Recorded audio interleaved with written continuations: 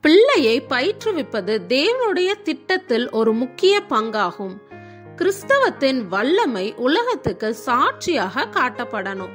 இதுக்கு பிள்ளைகளின் பயிற்சி தேவ திட்டத்துல ஒரு முக்கிய பங்கை வகிக்குது. பிள்ளைகள் வளர்ந்து உலகத்துக்குள்ள போகும்போது அவங்க தொடர்பு கொள்பவர்களுக்கு நன்மையை செய்து தீமையை செய்யாம இருக்கணும். பிள்ளைகள் இப்படி இருக்கும்படியாக அவர்களுக்கு பயிற்சி கொடுக்கும் உன்னத பொறுப்பானது பெற்றோர்களுக்கு கொடுக்கப்படுது. பிள்ளைகளை பயிற்றுவிக்கும் வேலைய பெற்றோர்கள் எளிதாக நினைச்சிடக்கூடாது.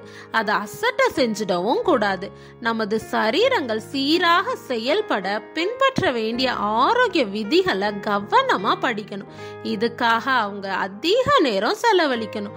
பிள்ளைகளை சரியான முறையில கையாளும் அறிவை பெறுவதுதான் பெற்றோர்களின் முதல் இலக்காக இருக்கணும். இதை செய்வதனால தங்கள் பிள்ளைகளுக்கு ஆரோக்கியமான சரீரங்கள்ல ஆரோக்கியமான தெளிந்த புத்திய பெற்றுக்கொள்ள செய்வாங்க.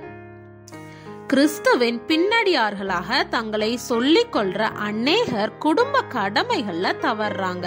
இது பரிதாபத்துக்குரியது. தேவன் அவர்களது கையில கொடுத்திருக்கும் உன்னத பொறுப்பை அவங்க உணராம வாலிபர்களை தாக்கும் சோதனைகளை ஜெயிக்க தேவையான ஒழுக்கத்தை பலனாக பெறும் குணங்களை அவங்களுடைய பிள்ளைகளுக்கு உருவாக்க தவறாங்க.